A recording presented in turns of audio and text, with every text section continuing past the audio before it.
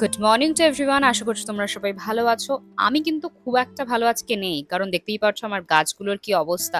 কত সাত করে গাছগুলো লাগিয়েছিলাম, কিন্তু এত রোদ পড়ে আমার এই ঘরটাতে যে প্রায় প্রত্যেকটা গাছই মরে যাচ্ছে। আর এই গাছটা তো আমি প্রচন্ড শখ করে কিনেছিলাম, দেখো কত সুন্দর সুন্দর ফুলও হতো। আচ্ছা, তোমরাই আমাকে একটু সাজেশন দিও তো কি করা যায়, কি করলে গাছগুলো বাঁচে। তো যাই হোক, আমি একটুখানি আমন্ড খাচ্ছিলাম সকালবেলা উঠে, ততক্ষণে অ্যামাজন থেকে আমার চলে এলো পার্সেলটা। এর মধ্যে কি আছে আসলে, অনেকদিন ধরে আমি ভাবছিলাম আটার রুটি বা ময়দার রুটির থেকে কোনো হেলদি এর কি কোনো অপশন আছে। তো ফাইনালি আমি সেই অপশনটা পেয়ে গেছি, সেটা হচ্ছে বাজরা, মিলেট, রাগি এগুলোর রুটি। এগুলোর রুটিগুলো বেশি ফাইবার থাকে, তার সঙ্গে এদের মধ্যে কার্বোহাইড্রেটের পরিমাণ, ফ্যাট কন্টেন্টও খুবই কম থাকে। আর যারা আমার মতন ওয়েট লস করতে চাইছো তারা কিন্তু এই রুটিগুলো ট্রাই করতে পারো, এর মধ্যে খুবই কম পরিমাণ কার্বস থাকে। Welcome back to my channel. You're watching on my YouTube channel, which is Ritvika Chakraborty, and if vlogging is your interest, you can definitely subscribe to this channel.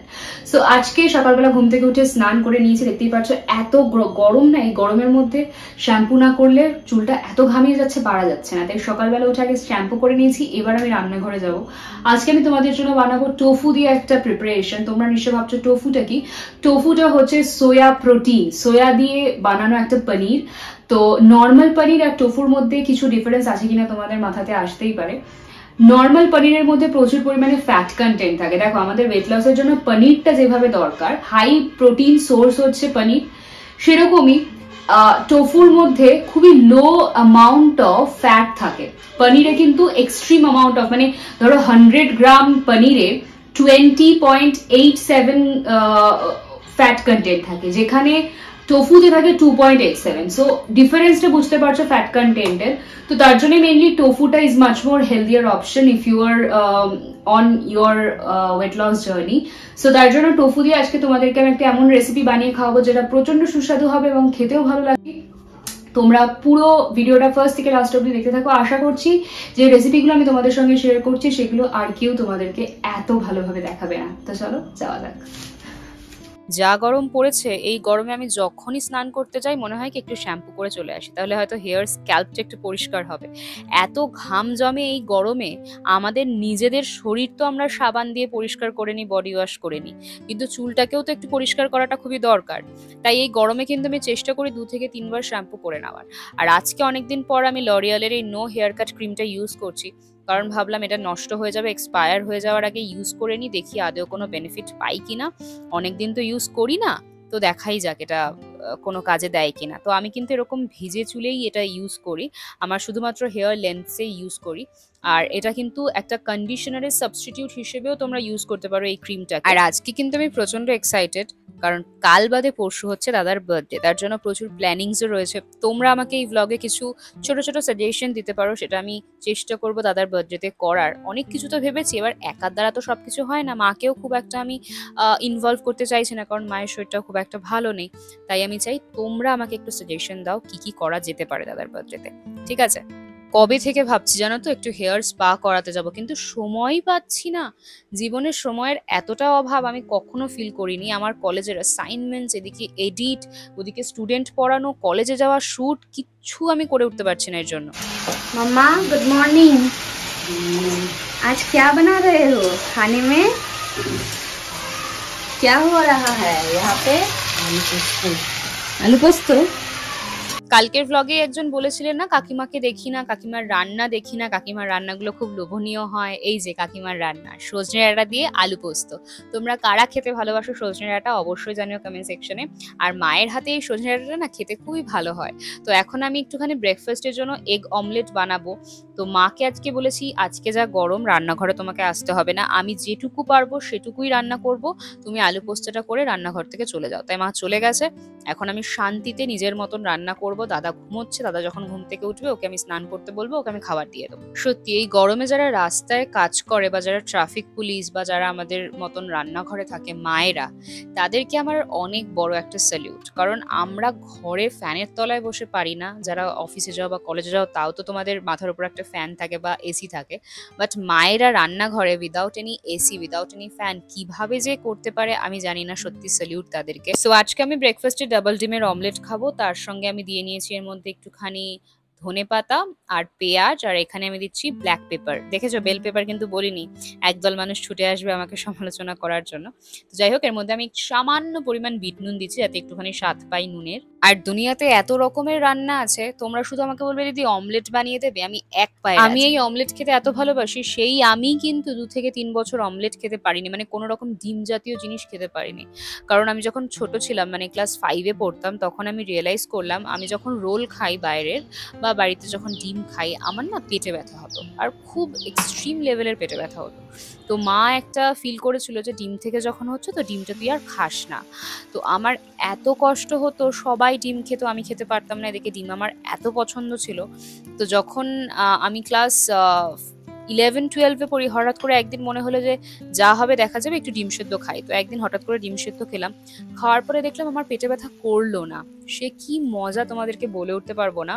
তারপর থেকে এখন অব্দি আবারও আমি খাওয়া শুরু করে দিই। তোমাদের সঙ্গে কথা বলতে বলতে আমার ব্রেকফাস্ট কিন্তু রেডি হয়ে গেছে। আমি আজকে ভাবলাম একা কেন অমলেট খাবো ব্রেকফাস্টে, আজকে মায়েদের জন্য একটু অমলেট বানিয়ে দিই। তো মায়েদের জন্য প্রচুর প্রচুর পেঁয়াজ দিয়ে ধনেপাতা দিয়ে অমলেট বানিয়ে দিয়েছি। আজকে মা ভাবছে আমার মেয়ের মাথাটা কি পাগল হয়ে গেল, আমাকে কি রান্নাঘরে ঢুকতে দেবে না? না, দেবো না, আজকে আমি সব রান্না করব। তো এখানে দেখতে পাচ্ছ টোফু রান্না করব, তোমাদের সবাইকে বলেছিলাম ওয়েট লসের জন্য।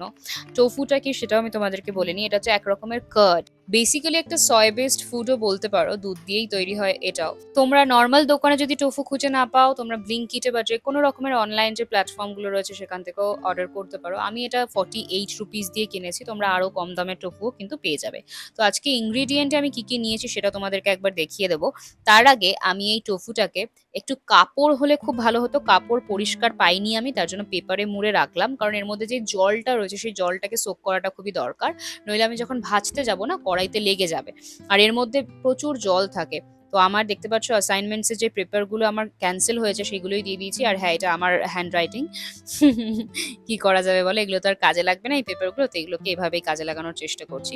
তো আমার টোফুটা আমি বেশিক্ষণ না, 10 মিনিট মতন আমি এই কাগজটাতে মুড়ে রেখেছিলাম, প্রচুর জল বেরিয়েছে এর মধ্যে থেকে। এবার এটাকে কেটে নেব, যেরকম ভাবে পনির বানাও তোমরা নর্মালি সেরকম ভাবে এটা বানাবো, কিন্তু পনিরে আমার মা প্রচুর কিছু ইনগ্রিডিয়েন্ট দেয়, আমি এখানে খুবই কম পরিমাণ ইনগ্রিডিয়েন্ট দিয়ে বানানোর চেষ্টা করব। এবং এটা এমন একটা খাবার যেটা হচ্ছে লো ইন ক্যালোরিজ, মানে আদার যে সমস্ত সয় বেসড প্রোটিন গুলো রয়েছে বা যে কোনো প্রোটিন তুমি দেখো, সেটা দুধ হোক বা পনির হোক, সেগুলোর মধ্যে না প্রচুর পরিমাণে ক্যালোরিজ থাকে। বাট কম্পেয়ার টু আদার্স, টোফুর মধ্যে কিন্তু খুবই কম পরিমাণ ক্যালোরিজ থাকে, ফার্স্ট পয়েন্ট, যেটা এটাকে একটা বেস্ট অপশন হিসেবে আমাদের কাছে এনে দেয় ওয়েট লসের জন্য।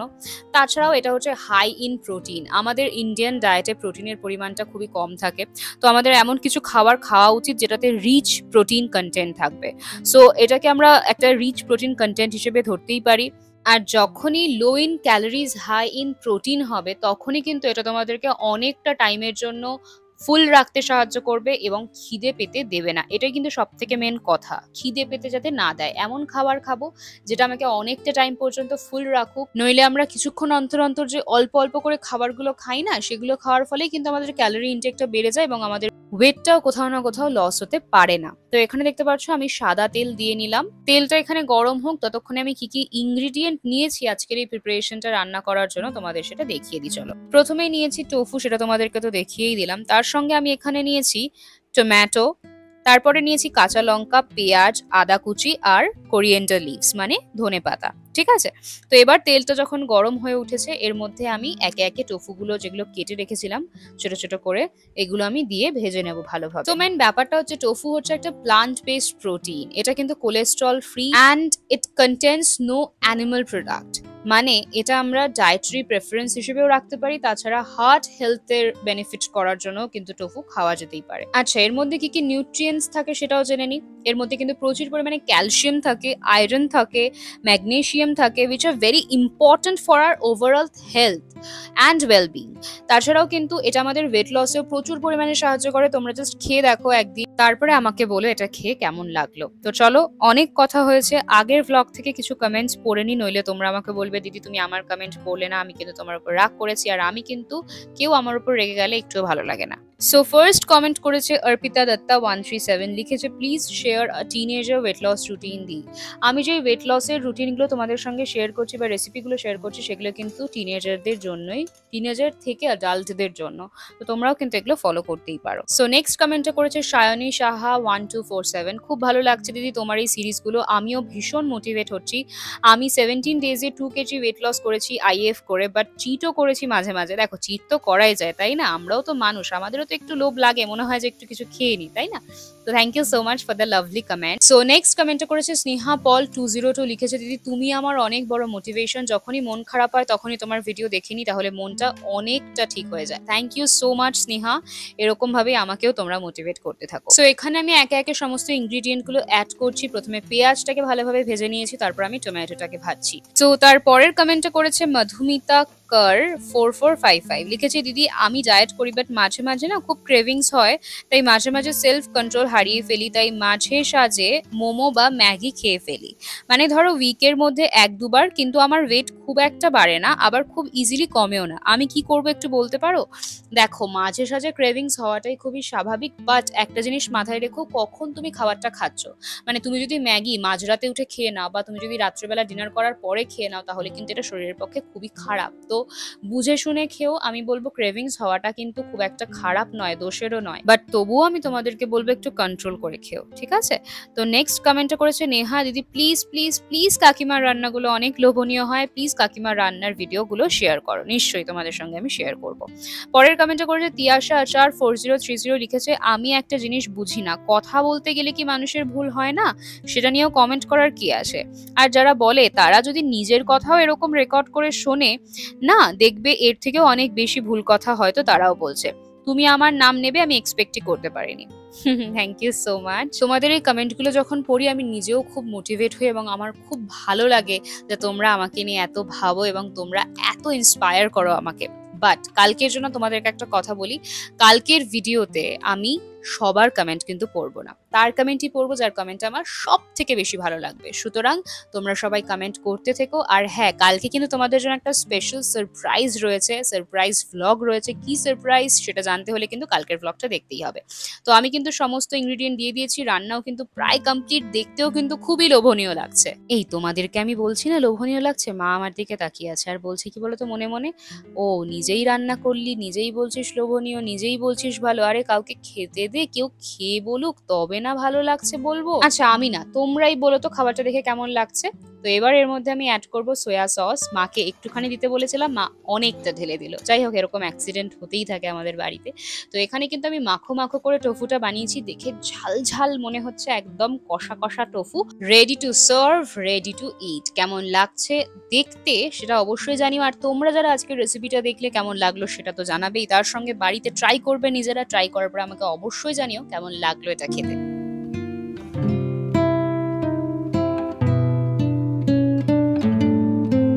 সো এখন সবাইকে আমি লাঞ্চটা সার্ভ করে দেবো। এখানে দেখতে পাচ্ছ আমি নিয়েছি ভাত, ডাল, তার সঙ্গে অমলেট আর আলু পোস্ত। টোফুটা রাত্রেবেলা খাবো। তো আমি এই জাস্ট রান্না বান্না করে উঠলাম, দেখতে পাচ্ছ মুখের অবস্থা, ঘামিয়ে একসার হয়ে গেছি। এখন আবার স্নান করব, কারণ পারছি না, প্রচন্ড গরম বাইরে। সন্ধ্যাবেলা একটু ঘুমিয়ে পড়েছিলাম, ঘুম থেকে উঠে এই স্যালাডটা খেলাম, এখন আবার একটু। তো আমি প্রত্যেক দিনের মতন আজকেও সারাদিন কাজবাজ করে এখন একটু হাঁটতে যাচ্ছি। হেঁটে এসে তারপর তোমাদের সঙ্গে আমি বাকি কথা বলছি।